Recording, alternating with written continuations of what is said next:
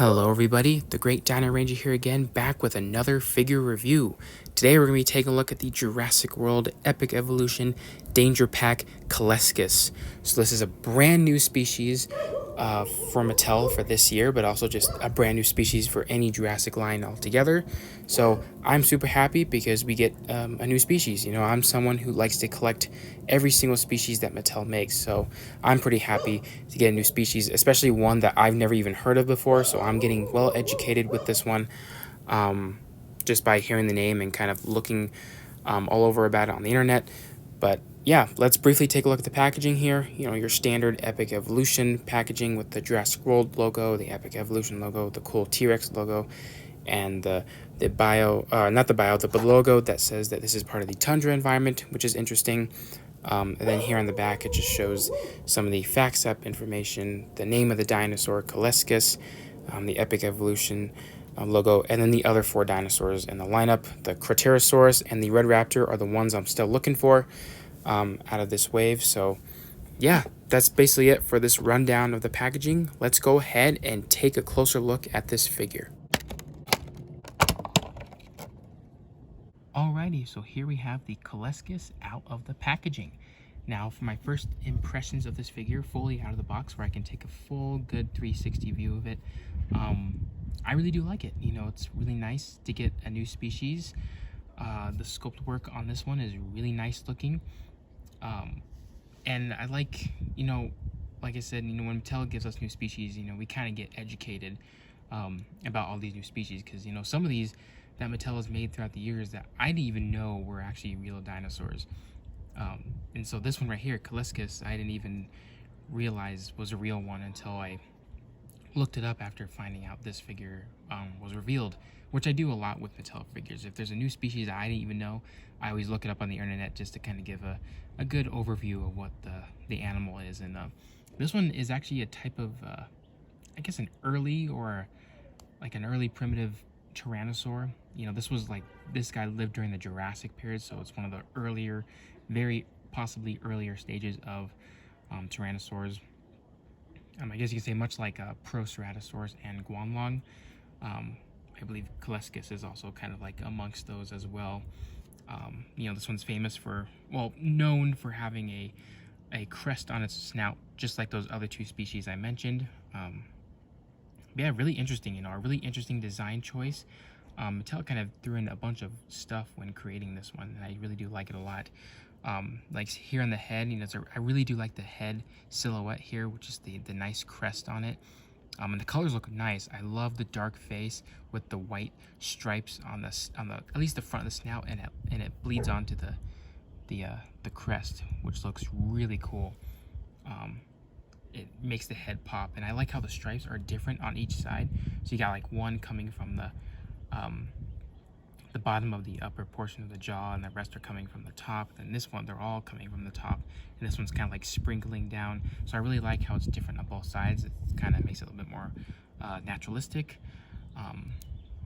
Yeah, the teeth are nicely sculpted. You know, they're all, you know, not sharp, but they're not, you know, skinny either. But they're good for what they are. Nice detail overall. And I really like here on the head, because this, like I said, this thing is covered in like different types of like design choices for this animal. Usually it's always like one, but this one has like a few multiple things.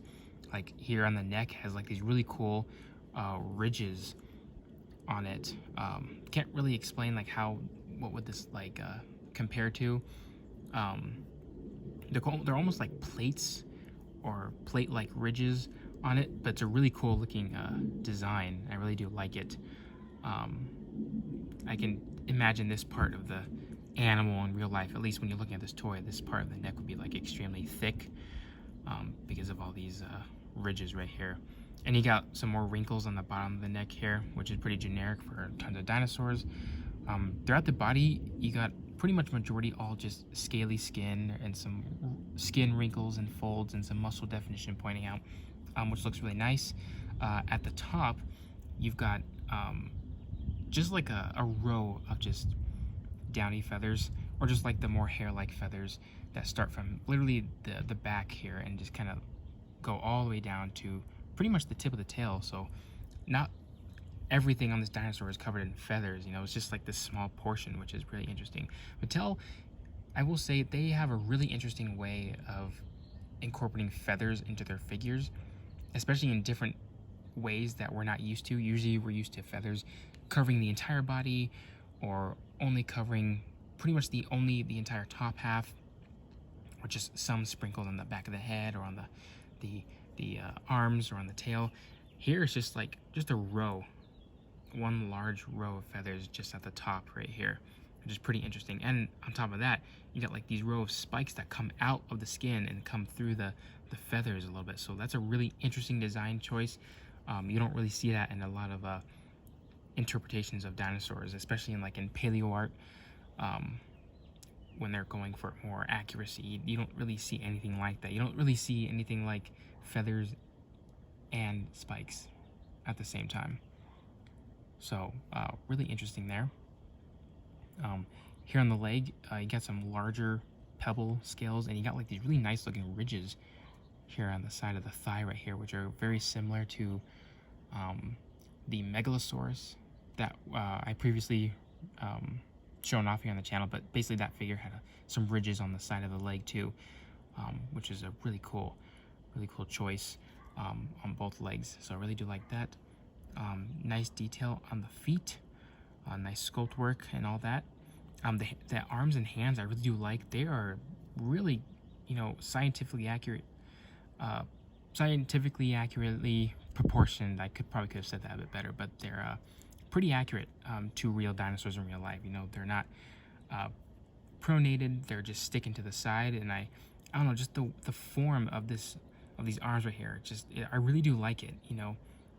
I think Mattel is paying attention to some paleontological research, or at least that side of things, when they're making their dinosaurs. So I know not all of them are incredibly accurate, but at least they're focusing on some things to make them slightly accurate. But I really do like the way the arms look, pretty accurate there. Sadly, none of the claws are painted, but that's to be expected, so I'm not really gonna complain too much about it. But yeah, that's pretty much it over detail and all that. Colors, I really do like the colors. This is an animal part of the tundra environment, at least that's where Mattel put it.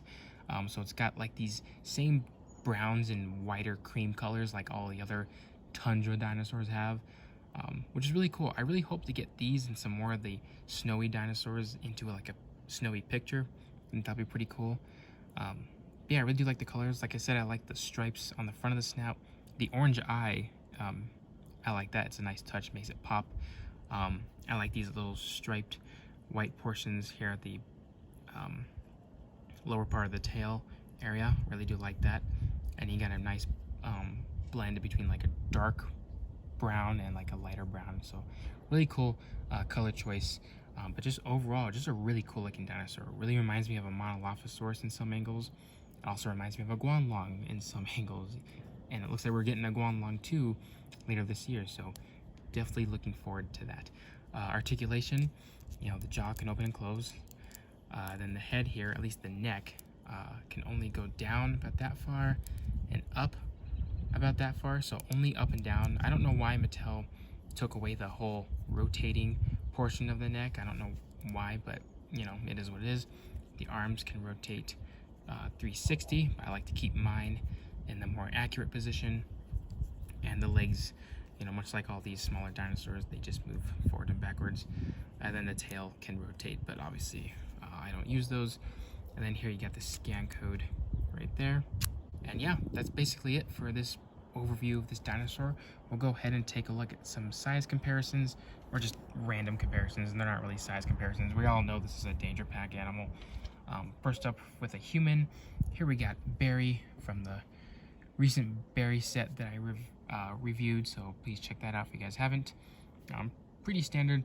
I didn't really quite get a good look of how big Kileskus really was in real life, so this could be accurate or not, but it is what it is. It's a nice, cool, smaller, generic theropod. And then we'll compare it with another, I guess you can say family member, because they're all Tyrannosaurs, but here's the first Mattel Proceratosaurus. Really do like this figure. You know, it's a really original nostalgic one to me, because this is one, like, this is from 2018, guys. This is, you know, I have a lot of memories of that very first Fallen Kingdom toy line back in 2018, so that toy line forever is going to be nostalgic to me. But here we have them both compared together. They're pretty similar, you know, with the crest on top of their snouts. This one's definitely more raptor-like than this one. This one's actually more probably realistic, because it has like the rounded pupils, and it's just more like a generic animal. This one's just like a genetically modified raptor, or Jurassic Park raptor. But they look really cool together, similar paint schemes, but yeah, really cool. I also want to point out too, just now realized that the nostrils are actually sculpted on the crest itself. They're not actually on the actual front part of the snout, like they're actually on the crest, which is really interesting. I've never seen anything like that before. That is super weird how the nostrils are just on the crest. I've never seen that. So really interesting there to point out. And finally, we'll compare the Kileskus with some other species that Mattel placed in like the snowy type environments. We got the Zwanhanosaurus, the Zuniceratops, and the Avaceratops. But the Zwanhanosaurus and the Zuniceratops were both last year releases, and then the Avaceratops is a 2024 you know, Epic Evolution release. So these two were placed in like a mountainy environment, which they gave them like a lot of snowy, cool mountainy environment colors, which are very similar to these next two, which are tundra environment, so more snow based, but they all have very similar paint schemes, or at least very similar what do you call it, like color palette, I guess you could say, which they look really good together. I really like the colors, color choices on these. They're like a mix between dark brown, light brown, and like a whiter color, which look pretty cool in my opinion. These definitely would work well in a forest environment, and obviously anywhere in the snow. So yeah, these look really great together. I can't wait to see what others that Mattel is going to place in this color scheme. So yeah. So everyone, that's about to wrap it up for this review. I hope you guys enjoyed it. For my final thoughts, I really do like this this figure. I mean, there's not a whole lot going on. I just like it because it's a new species, you know, a new species to add to the collection. And, you know, I'm always open to a new species from Mattel. So that right there is pretty much the only reason to get this figure, if you're into getting all of the species from Mattel. But other than that, you know, it's a great sculpt, great color scheme. I really do like it a lot. So I highly recommend it for any dinosaur or Jurassic Park collector out there. So yeah, hope you guys enjoyed this review. Like, comment, subscribe, and I'll see you guys again for the next video.